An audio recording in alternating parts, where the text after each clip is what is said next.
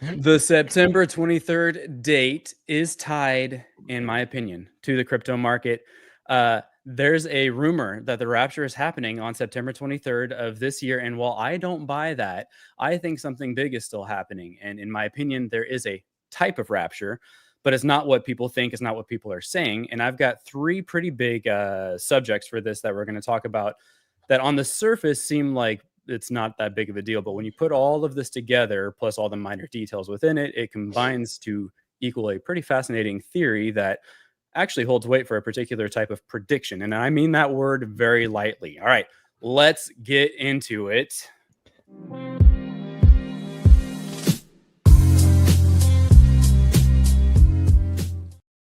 I love how you say, I mean that word very lightly. I'm predicting this, but I'm predicting it with a very loose filter. Yes.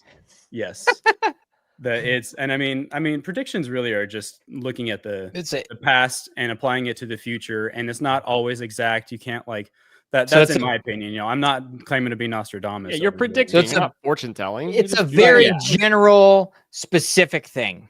Yeah. So in line with what you just said, a lot of the people watching here today probably also watch me on my other channel, and I'll just say this: if y'all want my specific spiritual response to the September 23rd date and everything involving with that, I responded as a Christian and as a believer in Christ on that channel, and that is my spiritual response. What we're doing today is we are going to look at a little bit of that, but we're also going to look at a more general response as well. And Doug has a really cool theory and a really cool take on this that we're going to dive into.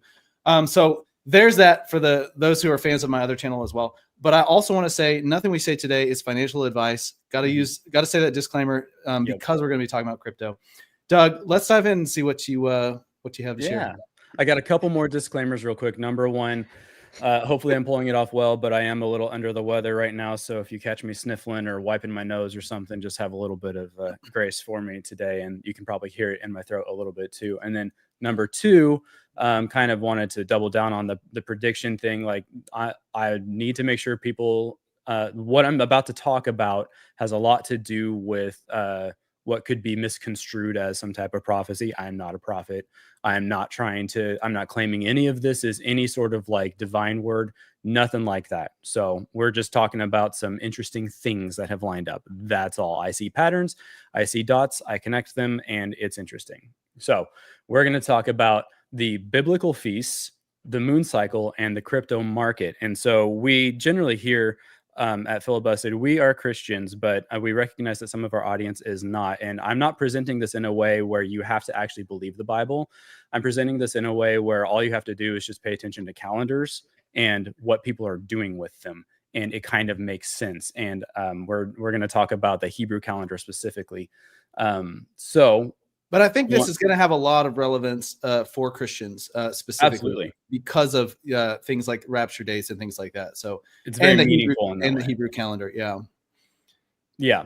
So stick around till the end though, because like as we go through this section by section, it's going to be interesting. But when we put it all together at the very end, it's kind of mind blowing to see how it all lines up. So, but you got to wait to see the combination of all of it. So.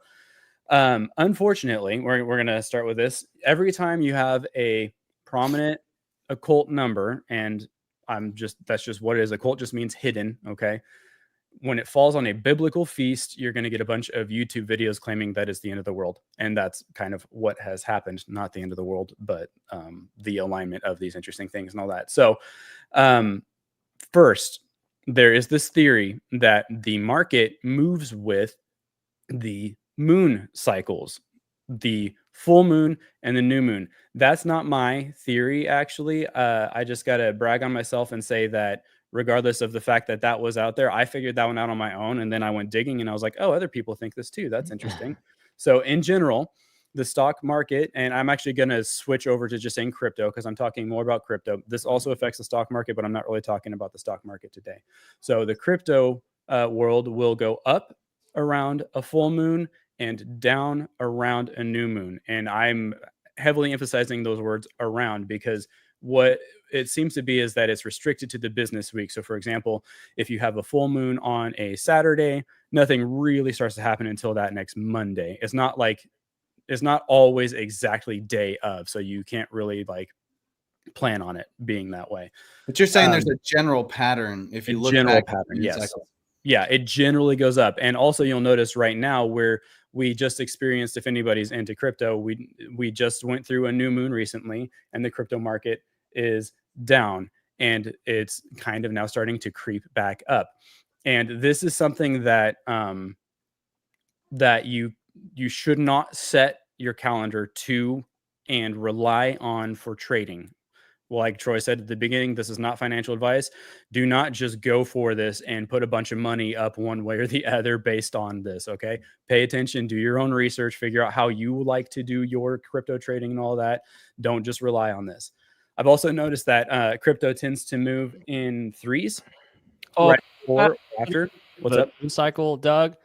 For anybody that's not familiar with and I don't really know the full reasons why for this. I have a couple theories, which I won't get into because that's not what we're talking about today. But man, moon cycles, there's a lot of weird stuff out there for like how that affects human behavior. Anybody that's in any sort of a like hospital or emergency room, or like emergency services, even like police and stuff like that, they will all tell you that every full moon is like the worst night. Like people just do weird stuff. So there's like injuries go up on the full moon and crime goes up on the full moon. Now, part of that may literally just have to do with like there being more lighting at nighttime, and people doing more stuff at nighttime because it's like brighter outside.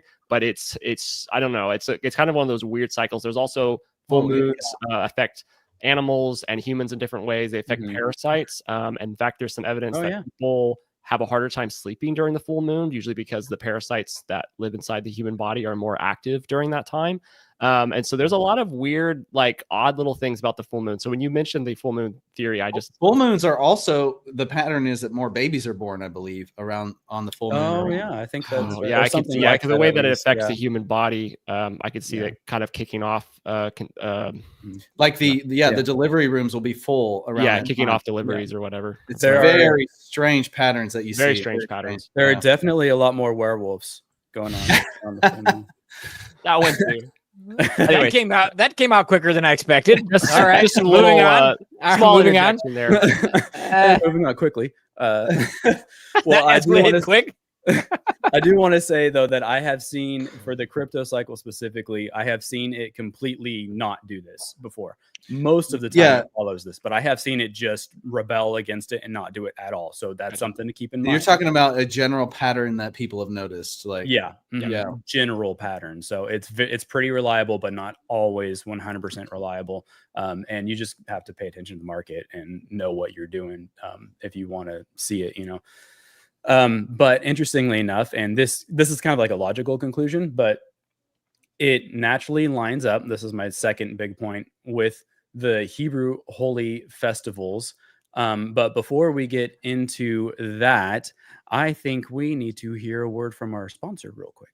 Investing can be confusing and scary, but it doesn't have to be. Genesis Gold Group takes the guessing out of the game and guides you on your gold investment journey. We at Filibusted love the genius design of the Prepper Bar, which breaks up into sections, kind of like a chocolate bar. But if you prefer high security insured gold storage, they have that too. And unlike Fort Knox, the gold is actually there, 100% owned by you. So don't wait to get started. Visit filibustedgold.com today for a free investment guide from Genesis Gold Group. Yes. Thank you, Genesis Gold Group, for sponsoring this episode. Yeah. So the Hebrew festivals, do you guys know anything about the Hebrew festivals? A little bit. They all point to Jesus. That's true. That's my main message there. There's a lot of Hebrew festivals, but there are 7 that have been like Torah mandated by God, basically. And they're typically the most important ones. And when any sort of big events happen, they happen during or around these festivals. I'm just going to go through the list real quick, and we're going to talk about it, just a couple of them, but I'm going to say all of them just for context.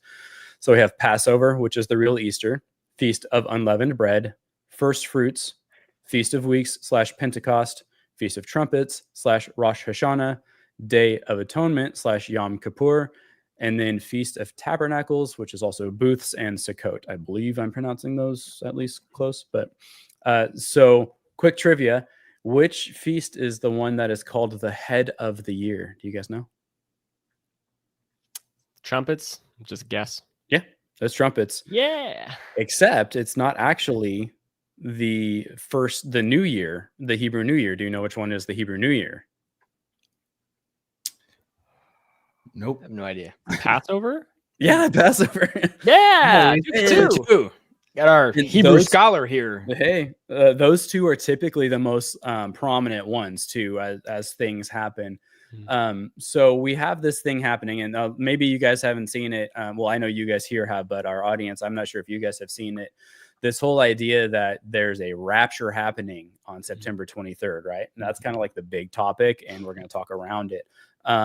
So this went viral in Christian circles, and for those who don't know what the rapture is, it's basically this an idea that Christians, the true Christians, are going to be raptured or taken up into the heavens before or at some point during the tribulation. That's a big argument about exactly when that happens, but so they're taken up, right? And that's something that Christians often look forward to. And a lot of these people are claiming that it's happening on the Feast of Trumpets, which I really want to talk about because this isn't, number one, terribly accurate, and number two, I don't think is being represented well. But before that, I'm going to say the number 23 is the reason why this is getting a little bit out of hand. Whenever you have a prominent occult number that lands on a Hebrew festival, people have a tendency to just kind of lose their minds about it. This happened in 2017, by the way. There was it was like the stars aligned. It was September 23rd, and everybody was like, this is it. This is the end. And clearly we're still here. Put down the Kool-Aid. If anybody's giving you Kool-Aid, do not drink it. Right. Yeah. And I noticed the same thing happened in 2023. September 20, there was the September 22 through 24 rapture date, that rumor that went all around Christian circles in 2023 as well. And it's probably because it was 2023. So that was 2 years ago, but the same thing is happening all over again now this year. Yeah. This 23 number is like, for some reason, it really catches people's attention. And I think it's because it has been kind of put in our faces a lot. For example, it is prominent in media in many different ways. The biggest example is probably literally the movie, The Number 23, with Jim Carrey. And Jim Carrey is said to actually use the number 23 a lot in all of his movies for just random things. It's used for it's a horror film. It's like a horror thriller film. Yeah.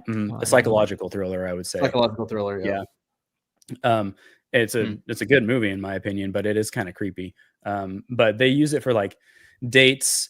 You'll see dates circled on calendars in the background of a movie it's like the 23rd, or things are numbered in 23s and all that. Another interesting example is The Matrix. I thought this one was fascinating because this is one of my favorite movies. And this is a spoiler a little bit in a way. So if anybody doesn't want to know what happens, I'm just going to give a quick little sentence and check back in after 20 seconds. But in The Matrix, when Neo, is faced with re-entering the Matrix or restarting a new cycle. In that new cycle, it's 16 females and 7 males, which adds up to 23. And this is called the 23 Enigma in media world, and it's all over the place. The reason why I think that 23 is such a big deal is because actually the number 5 is a sacred number in these circles too. And it obviously 2 + 3 = 5. If you reduce it all the way down. And 5 is important because it represents humanity, man's divine potential. You can think like the Agrippa, the guy, the medical thing where it's like the guy with his arms out and his feet out, and there's a star behind him. That's the and it's 5. It's a 5-pointed star. All that. So it's it's permeated in our culture. And so I think that's why when people see these things come up on YouTube and it's like 23, this number 23, it's already kind of rolling around in our heads from. Well, I mean, that's crazy. The amount of times it's used for weird, obscure things in media, or people just even hinting to it. Like you said, why do they have the number 23 circled on the calendar so many places, in the background of movies and stuff like that? That's really bizarre. Yeah. Well, like you were saying, Doug, though, if it is a number that's commonly used by the occult, which obviously none of us here ascribe to any of that and reject that ideology and everything completely. Yes. But if it's used by the occult, then it's it makes sense that you would see it showing up in random places where people like that have influence. It just makes sense. Yeah, I don't think these numbers don't have any power. on their own or anything like that. But what happens is some people think that they do. Right. And oftentimes these are people in powerful positions. And so then it triggers this idea or this concept. And it doesn't, I mean, it's very similar to, a lot of people make decisions based off of Friday the 13th. You're like, well, I'm not going to get married on a Friday the 13th, which as a Christian, that wouldn't bother me at all. I'd be like, whatever. Right. It's a cheaper venue on that day. It really is. You really get cheaper hotel room, 13th floor. Hotel room. Yeah. All of it. It's cheaper because people are scared of the number, and it really doesn't mean anything. So Can I interject for a second here just to talk about a little bit of, I'm sure Doug, maybe you might get into this more, but since you're talking about September 23rd, and we referenced September 23rd, 2017, I thought this was interesting because I don't know why, I don't actually know the reason why people are being like, we're 8 years from the 2017, but I saw that was one of the reasons that people said the rapture was going to happen this year because of something that happened back in 2017. So this kind of talking about like the symbolism, we know that like the symbolism itself doesn't have power, but we also know that it's even like the Bible is chock full of symbolism and the prophecies are even, and like we've mentioned this before, Doug, but like a lot of Christians, like if you talk about constellations and stuff like that, a lot of Christians are like, well, that's astrology, which is, well, yeah, like if you're trying to use the stars to fortune tell your life, like that's, I mean, I think that's probably demonic. Like that's not a good thing to do. That's divination or whatever. But as far as the major constellations and things that them like literally foretelling the future events, that's just in the Bible. That's like that is unarguably in the Bible. And there's an element of those constellations being important to the ancient Jewish people and lots of other. It's literally how they found Jesus, like that. Yeah. And so, well, actually, so I was going to mention that I just thought this was fascinating. So the reason that people thought the world was going to end on September 23rd, 2017 was because of a constellation event that lines up with the book of Revelation. So the constellation event was, so here's the quote from the book of Revelation. A great sign appeared in the sky, a woman clothed with the sun, with the moon under her feet, and on her head a crown of 12 stars. She was with child and wailed aloud in pain as she labored to give birth. She gave birth to a son, a male child, destined to rule all the nations with an iron rod. And so most people look at that passage and they think it's, of course, it's talking about Jesus, or maybe it's talking about multiple things, but at least at bare minimum, it's a symbolism of Jesus entering the world.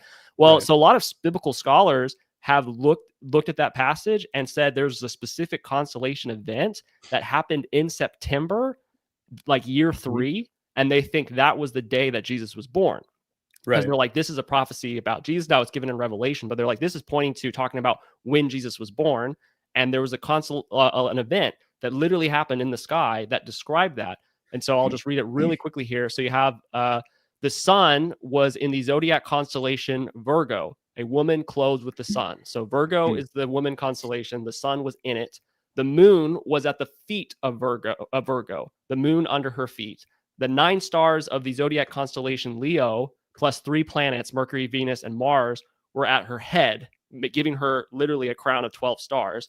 The planet Jupiter was in the center of Virgo, like her womb, right? And the planet Jupiter is known as the king planet. So she was with child and wailed out in pain. Jupiter is the largest of the planets, the king of the planet, so to speak. Anyway, so that was the event that happened. And there are a lot of biblical scholars that are like that. When that event happened, like that was when Jesus was born. I don't know if that's true or not, but there's people that believe that, and it happened at like in September, year 3. Anyways, it's so only you're saying that could have been a fulfillment of biblical prophecy. That could have been a fulfillment of sort of, yeah. It could have been a fulfillment of biblical prophecy. Some people even think that like Daniel might have taught the ancestors of the wise men to like, be prepared for the Messiah coming in the future, and that's why they were looking for constellations. They were looking for the star. All that kind of stuff or whatever. So some people believe that that was one of the signs that the 3 wise men could have seen in the sky to be like, oh, the king is coming. Here's the array of the constellations with the woman giving birth to a king. My only last point was just that exact constellation alignment only happens like 4 times every 1,000 years. And it happened in 2017 on September 23rd. Sure. And some people, I don't know why, but some people are like, well, now we're 8 years from that. And for some reason, 8 years kicks off another thing. So they're like, well, this is the year that's going to happen. For me, I was like, well, back in 2017, I think that sounded more the stars literally aligned in 2017. So that sounded more promising than this year to me personally. And I want to, I mean, this is called the Encyclopedia of Biblical Prophecy. And this talks about how the third of the Bible is basically predicting events in the future. And you can actually mathematically prove that it's a supernatural origin and all this. But and it talks about these things. But what I want to say is there's a very big difference between discerning the times or understanding the signs in the skies and those sorts of things for a big picture thing versus, oh, I was born in July, therefore my horoscope is like that is completely different, unbiblical, and it's actually based on bad astrology or astronomy or whatever you want to call it. It's actually wrong, like it's incorrect. So that's a very big difference. It's not what we're talking about here. Right. And I think that's a good distinction to make. And even what you're saying, Reese, with the Magi who came to find the baby Jesus, even if the theory about Daniel kind of teaching their ancestors, to watch the signs of the times and things like that in the stars, a lot of people believe that they were the first, they were kind of like a offshoot of Zoroastrianism, in the beginning of that religion or near the beginning of it. And so, which obviously we don't believe in either, so it's like, there's just a lot, it can get really sticky really fast. And you have to be very careful to distinguish as a Christian between like biblical prophecy and, the occult, new age. Sure. And from a biblical, there's a couple other biblical disclaimers I would want to make too, because there's a difference between, the Old Testament in the Bible talks about an idol, worshiping an idol, and it's like a block of wood in some cases, or a piece of rock or something. Those things in and of themselves do not have power. But if somebody puts their trust in it and thinks that it's a good luck thing, that opens the door then spiritually for the enemy to come and use that. And then the person puts more faith and more trust and more in it. And that's why you have some of the new age things where it's like they get into it and it's opening a door, and there is real power there, but it's not power from the Holy Spirit. It's not power from God. It's not a power that's approved, And so, there's no actual power in trusting in that thing, but it is opening the door to have actual activity taking place. And that's the biblical view of it. And when we start to come into this stuff, if you think that carrying this little rabbit foot with you, probably there's going to be circumstances that you can interpret to say, look, good thing I had the rabbit's foot. Like that. That's the confirmation bias that people have, but that doesn't mean it's true. Confirmation bias is a great little phrase that is a little too prevalent in society these days. We all have it to one degree or another, right? Yeah. Now, my last point about that was I'm just bringing up the fact that I'm not in any way mocking people that are like literally looking at the stars and being like, okay, we're trying to figure out when something's going to occur, when Jesus comes back, or that sort of thing. Cause it's like, there's biblical precedent for that. So it's just like, and especially with the feasts, important things happen on the feast all the time. Jesus is, whether his ministry getting kicked off or his crucifixion, all that kind of stuff. So if you're looking at like the entire biblical story and framing it via feasts and constellations, there's reasons for people doing that. It's not completely off base. I just also don't personally think the rapture is happening this year, mainly because I don't have enough fingers and toes to count how many times that the stars have aligned and Christians said the rapture is happening this month. Definitely 100%. And I'm only 30 years old. And it's happened 600 times since I've been alive. So it's kind of, I can't do it, guys. But sorry, I don't want to get off of what Doug was going to get into next. Well, I was just going to say, biblically speaking, there's nothing else that needs to take place prophetically. Like it could happen before we're finished with this broadcast. That's why everybody, from biblical perspective, you need to get, have a right relationship with Jesus now. That's the idea, is that it could be at any point in time. Sure. Amen. Well, let's talk about these. Let's talk about these feasts a little bit, because they do get interesting. It sounds boring on the surface, so if you're bored, I'm sorry, but actually, it's really interesting. No, I think they're fascinating. But stay tuned. Doug already foreshadowed werewolves, so yes, you never know. that is true. Yeah, that is true. I've seen Doug's notes. I know that the werewolves are coming. No, I'm kidding. Not talking werewolves. Always gotta find a way to plant those in there, Okay, so the way that a Hebrew holiday works is they start on sundown. Oh my gosh, sorry, my brain just did a really weird skip on something. Okay, so the way it's going to work for these holidays is it starts on sundown for Feast of Trumpets, starts on sundown on the 22nd, with the sunrise being the 23rd, and then it ends on the 24th. So technically, like if you were to just look at strictly dates, you would see that the Feast of Trumpets is like either the 21st or the 22nd through the 24th, something like that. And it's because the Hebrew holidays are based on observance. It's when they observe the moon doing certain things. And so it's not an exact science. It's the appearance of the new moon for the Feast of Trumpets. And this is all based on the lunar calendar. And if you look it up, I think it is on the 21st, but the 23rd is when they have observed the new moon. That's why that date is important. And so that's like the visible little crescent in the sky. So on September 21st, you have new moon and total darkness. Like that's the start of the new moon, right? It's typically a 3-day phase thing. And then the 22nd is the eve of the Feast of Trumpets. 23rd is the evening of the first sighting of the new crescent moon that's observed. We're on the 23rd now, and then it wraps up on the 24th. That's the whole And in addition to the one little side note, the 21st is a partial solar eclipse in certain areas of the world. Wow. So you got a partial solar eclipse coming into the equation as well. That's crazy. Yeah. Yeah. It's pretty interesting. So it's, that's the idea of darkness, something being hidden, right? So we've got new moon, partial solar eclipse, a lot of hidden things. Here's where Q comes in. This is really weird. So are you going to talk about the why people think the whole idea of like the name, no one knows the day or the hour, like that, where that name comes into play? Where the name comes, you're freezing up a little bit, Doug. Yeah. So why don't you just jump into it? Yeah. Yeah. I'm going to throw it in right here if you're not going to talk about it, because it's kind of important. That's fine. So it's one of the reasons why people are saying, well, maybe it's the 23rd, because people are referencing Mark 13:32, where Jesus says, however, no one knows the day or the hour when these things will happen, not even the angels in heaven or the Son himself. And then he says, only the Father knows. And since you don't know when that time will come, be on guard. And so people are saying, well, Jesus was giving us a clue as to when it was going to take place in the year. And they point to Rosh Hashanah. Rosh Hashanah is also known in the Bible and the Torah as Yom Teruah, if I'm pronouncing that right. Yeah. And Yom Teruah, the same thing as Rosh Hashanah, has been referred to by Jewish rabbis as the feast where no one knows the day or the hour. So that phrase, they point to what Jesus said, no one knows, you won't know the day or the hours. And they think that Jesus was saying, I'm coming back during the feast of Rosh Hashanah, because it's known as the feast where no one knows the day or the hour. And it's known as that because of what Doug just said, the fact that you have to literally wait and watch for the new moon's appearance in order for it to happen, right?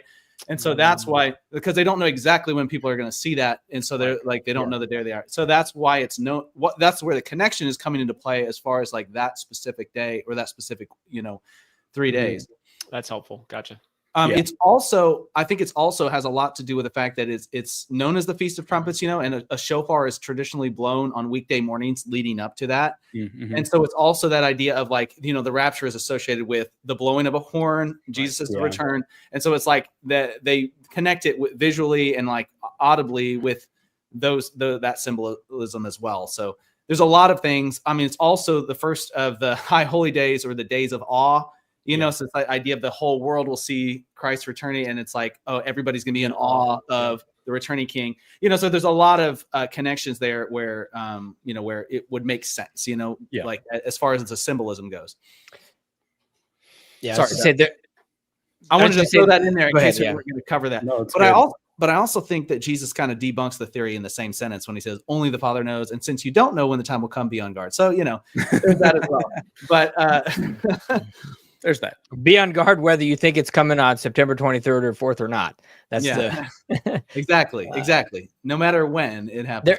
So real quick, there's two verses. There's the 1 Thessalonians 4:16 and 17 that says the Lord himself will descend, and goes on and says, and then the trumpet of God. That's where you get in the Feast of Trumpets, and we're talking about that. And then First Corinthians 15:52, it says at the last trumpet the dead will be raised imperishable. And so there's the connection, and it talks in 1 Thessalonians 4:17 that those who are left will be caught up together with him in the clouds, and with the trumpet as well. So that's kind of how you have some of those tied together also.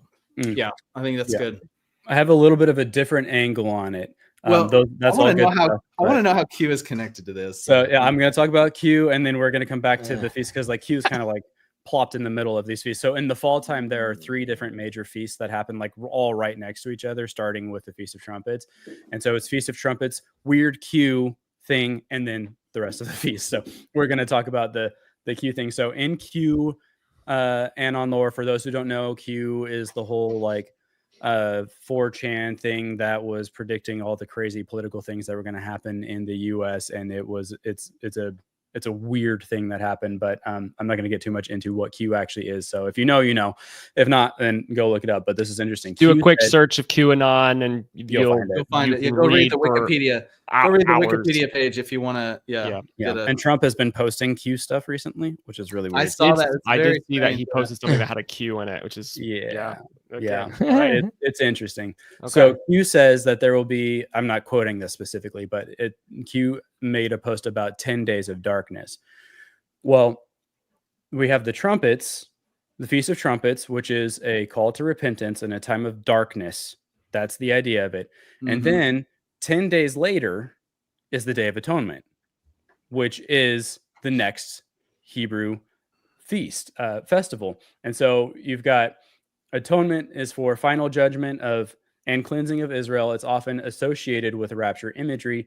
This is where I think the online influencers are wrong. They're saying the Feast of Trumpets is the rapture, but if there were any kind of rapture, which once again, I'm saying I don't think it's going to happen either September or this like fall at all. I would posit that it would take place on the feast of on the atonement, not the trumpets, Which and is Yom Kippur, right? That's Yom Yeah. Kippur. yes. And so there's another little thing here. It also starts on the 1st of October, I think. So it's in October, which there's another like whole Red October thing with QAnon. So there's a weird Mhm. connection there. But that 10 days of darkness really stood out to me because it's literally 10 days in between like the judgment and the atonement Are these between the two different festivals. Are these things that the anonymous Q person has posted recently, like the 10 days of darkness and then like Red October? Because I don't follow any of the Q stuff, so I just is that a recent thing that's like that's supposed to be for this year, or is this like No? older So the thing about Q is it's very, very like mysterious. It was actually posted 5 or 6 years ago, Okay, as so though it were nobody knows, happening like, right the then. year it was supposed to. They're saying like maybe we just don't know what the year it was associated with. Yeah. So the way that that everything was phrased was as though it was happening right then, but then it became clear that it wasn't happening right then, and it was actually it was predicting some type of future events. And people do believe that actually this year is the year that most of those things have at least started happening. And that's Gotcha. also why it's interesting that Trump is posting things related to Q. So Interesting. but Right. yeah, it was posted like maybe more than 6 years ago, and the time kind of blurs. I'm not very good with timelines. Yeah, because I was going to mention one of the main reasons that whether I get flack for this or not, I don't really care. But personally, one of the main reasons I don't trust any of the Q posting at all is because of the like this thing him saying or the entity. I sound like that The recent entity. Tom Cruise movie, The Entity. No, the Q, just the Q postings being like this thing is going to happen.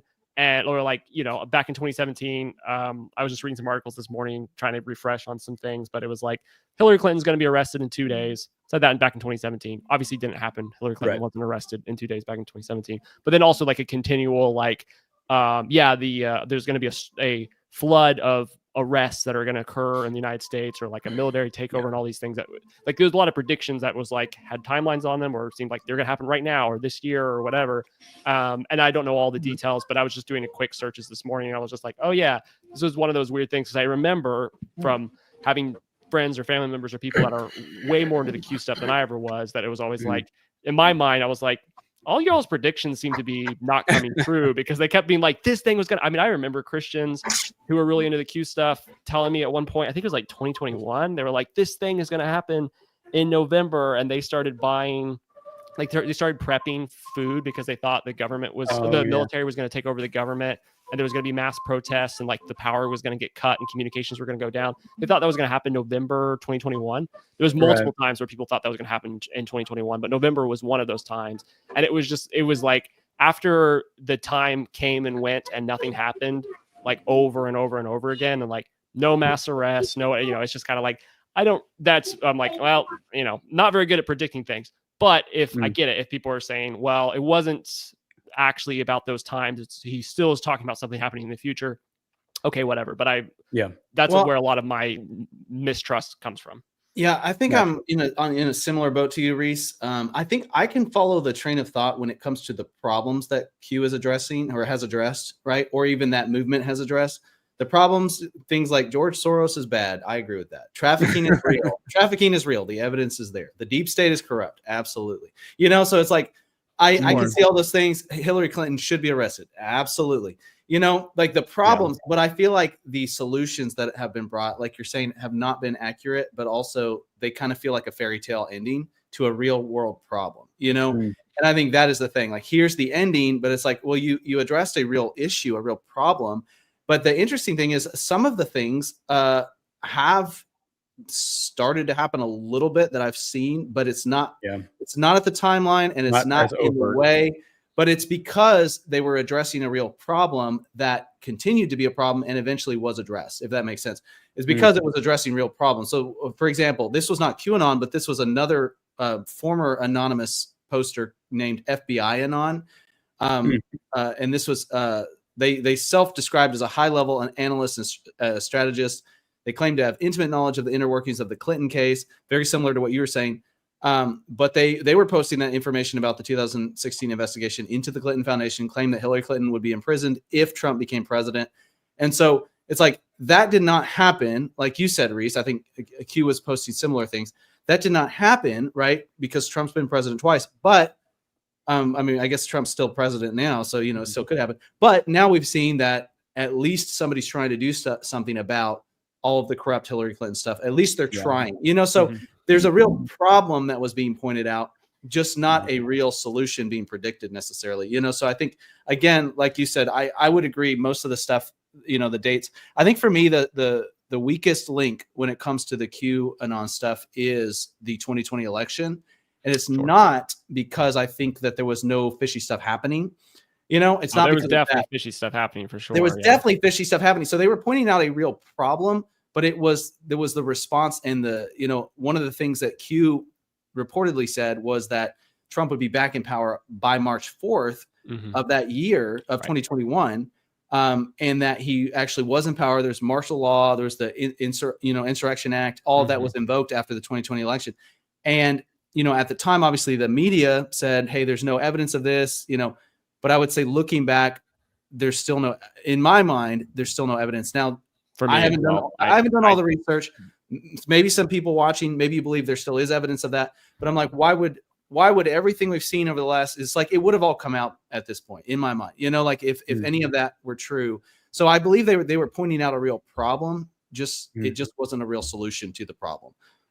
So that's my perspective on it. And if people disagree with me, that's fine. And hopefully we could still be friends. But I would say, I would say as the one thing that to me that like fits the most into like this when it comes to the solutions would be Trump himself. Obviously Q has kind of pointed to Trump being like, so everything's kind of tied into him fighting against all of these bad things happening.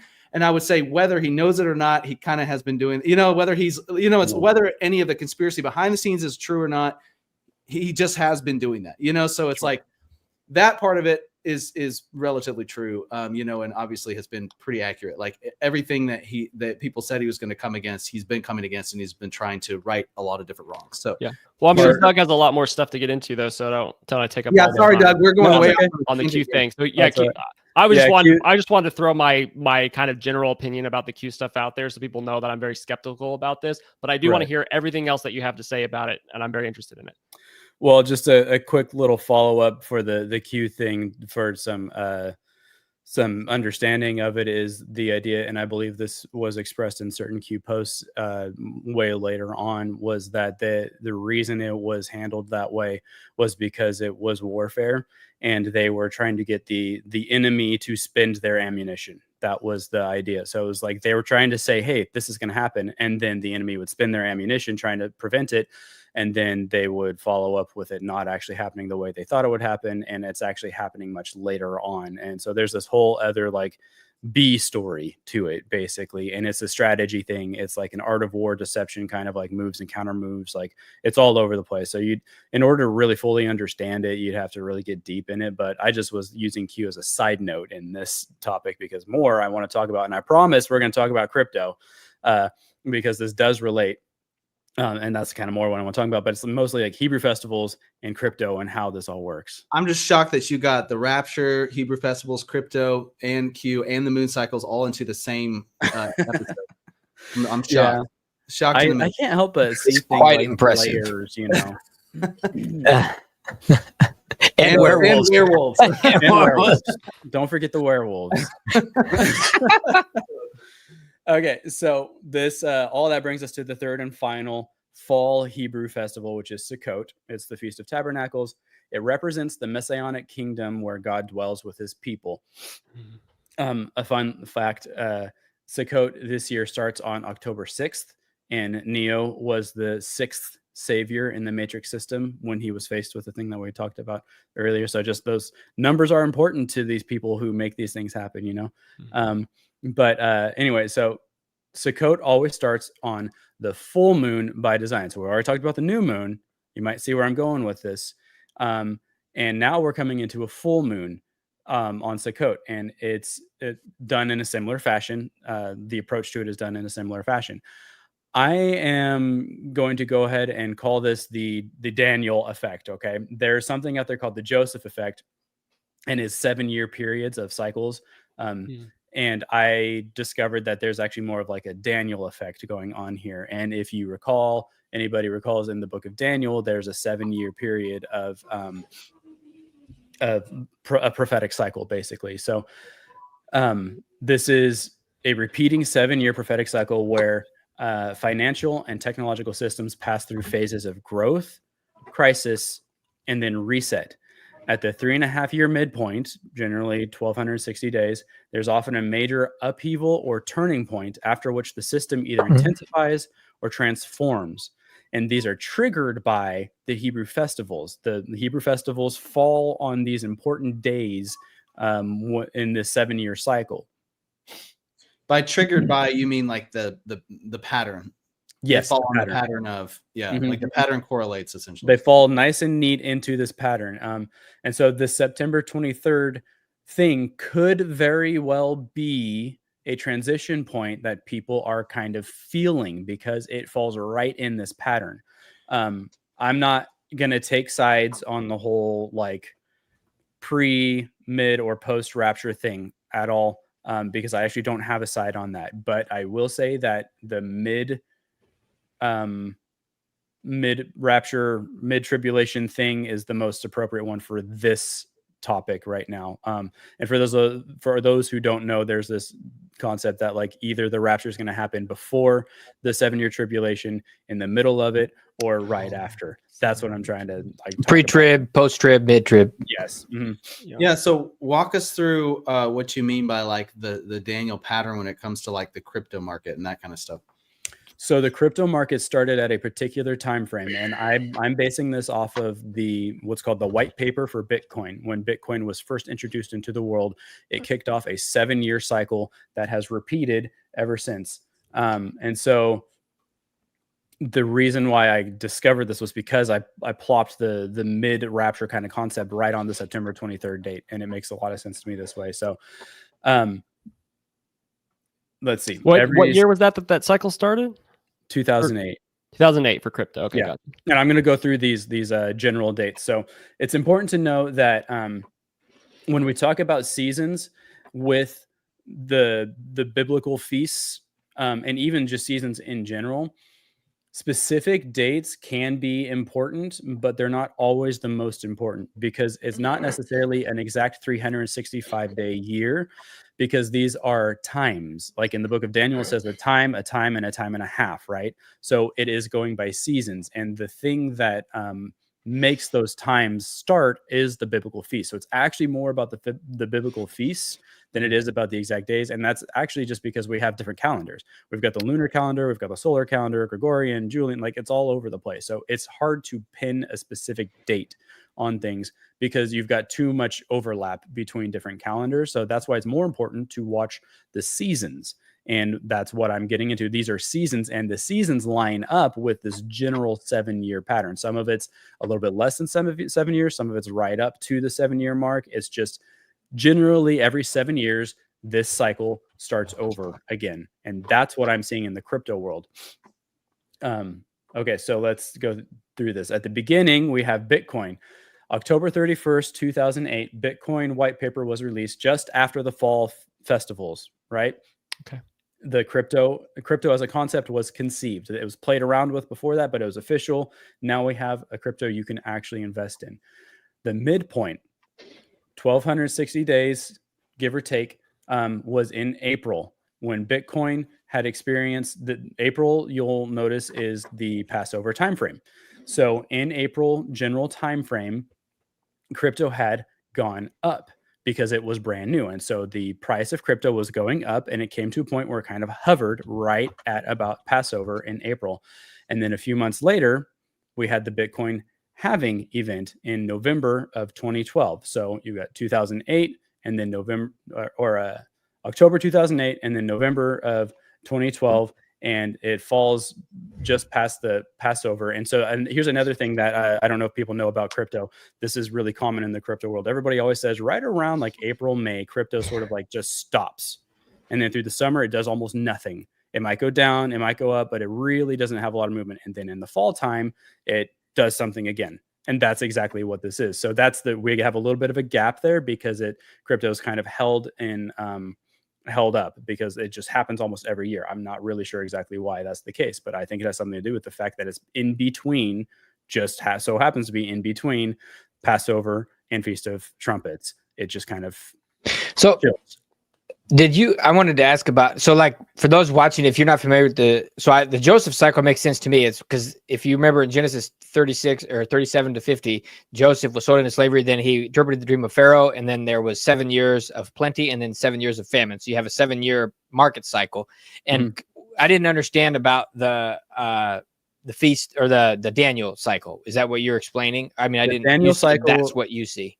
Yes. So the Daniel cycle is also a 7-year period, but it's where we get that midpoint from. So it's not necessarily feast or famine because it kind of just goes up and down throughout. It's not like you're going to have because Daniel talks about the 7-year tribulation essentially. Yes, right? It's more about tribulation. Okay, got it. Yeah. So that's more the future prophecy. It's got a certain number of days that they pull the midpoint from. So got it. Like okay. I remember 7-year timeline split in half. Yeah. Got it. Mm-hmm. Okay. Yeah. And so it's kind of more about the tribulation and the harvest period. So it's one of those two. It's not strictly there's nothing going on and everything is like falling apart and then all of a sudden everything is great. Though I do think that plays into this a little bit, but it's not as prominent as this Daniel effect is. So at the end of this first cycle, right? So just for clarification, we're in the middle of the third cycle. And I'm talking about the first cycle still. So at the end of this first 7-year-ish cycle was July of 2015. And that's when Ethereum launched. And so crypto entered its multi-chain era. That means there's more than one crypto. And this is when a lot started coming out. And this was a bullish cycle. The entire cycle was pretty bullish. Everything just generally went up. It experienced tribulations, of course. But this was a bullish year. So the tribulation was some fell away. Some people, weren't able to get into crypto before it went crazy. Some people sold before it went crazy. So that's the fall off. And then some people stayed and they experienced the harvest of it. Right. And so that also happened to be the Blood Moon Tetrad finale in the fall of that year of 2015. Sukkot there was 4 blood moons that year. And that was the end of that. That kind of marks the end of that cycle, if that makes sense. And then it pivots. There's another cycle that has a different approach to it. So just a little conclusion. There was conception of Bitcoin and crypto in general. First harvest of 2012, it multiplied, and in 2015, it ended with a bullish season. Okay. Now cycle 2 started in July of 2015, and that's basically around when Ethereum launched. So the end of the previous cycle is generally the beginning of the next, right? That kind of makes sense logically. Right. And so that's when more crypto was coming in, and the midpoint at that time was this one blew my mind. The 1,260 days was in December of 2018, and it was exactly at the bear market bottom. The entire crypto world just tanked in December of 2018, and it was a collapse. Bitcoin tanked, all of it went down. I think Bitcoin dropped like 74%, something crazy like that. And then we had more after that. The end of this cycle, this whole cycle, the second cycle was a bearish cycle, because at the end of this one, the Terra US tether collapsed. And this was just after the FTX debacle and all of that. And so this whole second cycle, the second 7-year cycle, was the bearish one. And it was not fun for a lot of people. That ended in May 2022. And so when I say bearish cycle, I don't mean that people didn't make money at all. I don't mean that it didn't ever go up. I mean that it generally had a negative tone to it, and there was a lot of drops, and it ended in that drop. It ended in May of 2022.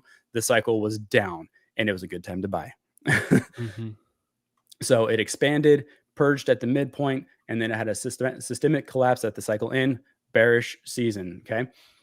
Now we have season or cycle 3 coming up, which starts generally around that low point. So we're now at the low point, 2022, and we're coming kind of back up again. I believe, and I can't stake a claim in this because we're still in the middle of it. I believe that we are entering, or we are in, a bullish cycle, because I think it's alternating. It started bullish, went bearish, and now it's going bullish again. And so if you start from that end of the previous cycle and do the midpoint 3.5 years from that, that brings us to this fall season, right? In Feast of Trumpets, Sukkot, all of that. And that's the midpoint where where something will happen, because remember, every midpoint, something big changes. It's like there's something big really happens. And so we're not quite there yet. And that's why I think people are looking at these coming days, because that's going to be the end of this month and the beginning of October, that general time frame. And it could be a bull ignition is what I'm thinking. So it's going to be the opposite of the bear midpoint in 2018, a bull ignition. I almost just knocked my glass over. So I've got it's to time go for it, Ryan. This is fascinating. And that does speak to the Joseph cycle, the like 7 years up, 7 years down, but now it's 7 years back up again. That's interesting. Go for it, Ryan. Let's say, so this isn't financial advice, but what I'm hearing is it's time to buy, is what I'm hearing. Hold on. Okay. There's more. But wait, there's more. There's more. Well, you know what's interesting is real quick. You just mentioned I'm not going to get the name wrong, but the end of the second 7-year cycle, when crypto was kind of experiencing hard times. The end of that cycle, like you said, was when there was like, whatever you call it, the fiasco with the trading floor or whatever. There was something that was FTX, FTX, that whole thing with, what was his name, Sam. Yeah, that hurt the crypto world, because it was like the crypto world was trying to become more established, and that was like, and it's supposed to be an established way to trade crypto, and then it was, and he kind of messed it up. Yeah, he kind of messed it up, right? And it was like a big scandal thing, right? And this big scandal, big fallout. So it hurt the world. It hurt the legitimization of crypto. But now we're 3.5 years into the third cycle, like you said, and crypto is like we just had the Genius Act. That was, and things that Trump has done that has a lot of things that have more like legitimized crypto. And it's like governments are starting to be like, okay, we have to figure out what we're doing with this, because crypto is looking like it's going to continue. And there's, and like, I'm sure other ones as well, but like XRP, I know, has tried to like work with governments to become more officially established. And their whole lawsuit has ended. We're seeing a dominance establishment happening right now. Yeah, we're seeing like a more legitimized sort of like acceptance and establishment of it, which I don't know all the details of, but I know I've seen that, because in the past it was during that, the down cycle, it was like, oh, crypto's not looking too great if they're not going to be able to become an established thing. And now it's like, no, they're looking like they are becoming pretty widely established and even accepted by institutions. So that's where I was like, okay, well, that's interesting, because you can kind of see a reverse of that 2-year cycle happening now in the 3-year cycle. So yeah, and that's why I think this whole September 23rd thing is really like, I think it's just on people's minds, because I think in general, as like a populace, we can kind of feel it when things start to change. You know what I mean? Like, we all, like, something's going on. We know something's going on, and it's not witchcraft or anything like that. It's just like, everybody knows that there's something working in the background, and we know something is about to happen. Not exactly sure what it is, but there's a change coming. And I think that it's just by design. God designed this earth in a particular way to go through particular seasons, and we're all just generally feeling that there's a pivot coming, and that pivot typically happens at the midpoint between the 3.5 years on each side of these 7 years of tribulation. And tribulation doesn't necessarily mean that it's always a bad time, because if you look at and I'm going to dig a little bit further into what the tribulation actually means, because tribulation oftentimes is good for some people, depending on how you go into it. And especially in the crypto world, tribulation can be really good, because it means you can get in for cheaper, I will say, Doug, when it comes to feeling the times and stuff, you're probably describing some people more than others. yeah, I definitely could be. I'm feeling it, but I'm also really steeped into this stuff too. So maybe that's it. I figured it had something to do with the uncovering of the satanic tunnels under DC that the military is doing, or something like that. That you were going to talk about. That's where the werewolves come in. Right. I was just trying to give you an entry point. Let's go. The werewolves and the reptilians. Anyway, full moon on Sukkot is a harvest moon. Okay, so we have Feast of Trumpets, new moon. Full moon a few weeks later is called a harvest moon. And the way that the rapture works is it's the catching up of the chosen cryptos. Okay, rapture is catching up, something rising into the air, and everything else falling away. I believe that there's going to be regulation, and there are going to be cryptos that are going to be making it into this regulation, and other cryptos that aren't, and they're going to be the ones that are falling away, or in a sense left behind. And there are others that are going to be caught up in this type of rapture. And I'm using this all as a metaphor. That's what when I saw this, I was like, that's a metaphor for what's happening right now. And that's why I think that some people are freaking out, because they can see the metaphor, they just can't put a finger on it, And so interesting. So here's my question for you, Doug. Okay. So I know this is a theory, and we've already stated it's not financial advice. Everyone needs to make their own decisions, do their own research, all that. My question is, do you feel like this Daniel pattern that you've noticed in the crypto world when it comes to the 7 years and the split in half 7-year timeline, you feel like crypto is just a good graph that shows that happening in one area of life, but it happens all over the place?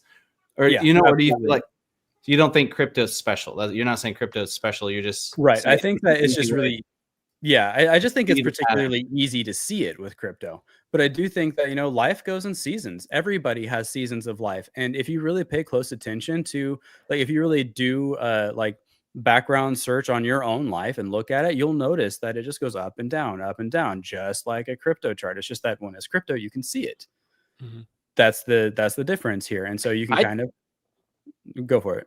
I was just say, I think that's a great point, that it is helpful to look at even your own life in terms of seasons. I think that we have different phases of life and different things, and people get married, but then they have the same lifestyle and approach as a different time of life, and and it doesn't work. And that's because and especially if things seem like they're on the up and up, or things are down, if you think in terms of seasons, it's easier to navigate things. I think that's a great way to think about it. Absolutely. That is one thing I like about the Hebrew festivals is, they have, in Judaism, they have a very set, like, kind of strict expectation for what the seasons are going to look like, and what the smaller seasons are, not just the 4 seasons of the year, but what the smaller seasons in the year is going to look like. Like, we are going to have a 10-day season of repentance, penitence, like, essentially, like, we're going to have, what I mean? Like, we're going to have a 7-day season or week of celebration, at some point. Like, there's all these different things, or like new beginnings, like, we're going to have this season of new beginnings, and it's like that they can expect that every single year. So I really like that aspect of it. It's interesting to think that you see some of these patterns, whether they are ordained by God or not. It's interesting to see that you see some of these patterns, like, played out in other arenas like crypto. It's kind of, interesting. Very interesting. Yeah, it's one of the bizarre elements of, like, they call it, like, the microcosms, or what is it called? It's just like the smallest pattern, like the very smallest pattern, and then it expands and expands and expands, but the pattern keeps getting bigger and bigger. There's a name for that, but I forgot what it's called. Here's exactly what this is. Because so go for it, Troy. What? Well, one example based on everything we've said today is, like, well, maybe let's say that there's no other reason for the things happening on a new moon other than there's more light outside. and people stay up later, you know, or the the parasites full or whatever, you know, it's like for some reason it causes people to stay up. If you're staying up late scrolling on your phone and you've already got the crypto app on your phone, then you're going to be buying more crypto late at night. You know? So maybe that's why the crypto goes up every time that there's a new moon, is because more people are awake late at night and making bad decisions. You know, I don't know. Making bad decisions. I I think I'll would buy at put the high. everything into the Melania coin tonight. I was going to Thank you mention very much. I can break up basically my entire from like my adolescent life till now, and I'm 30 years old, and so far 3 seasons of 7 years, pretty evenly, like I like the first like 7 years from like middle school through high school, and then like I did 3 years of college, and then like 4 years out of college, and then getting married when I got married after that time. And so I'm like in year 5 of like 3 of the third 7-year cycle. When I look back at my life, I'm like, it's just, for me, it's just like, yeah, it's very clearly of like, oh yeah, 7-year cycle, I was doing this. And then there was like a big shift. And there was like, for 7 years, I was doing this. And then there was a major shift when I got married. And now it's like, I've got 2 more years in my mind. I say that we'll see if the pattern continues, but it's like, for so far, it has been like a very, very different. I'm doing this thing over here now.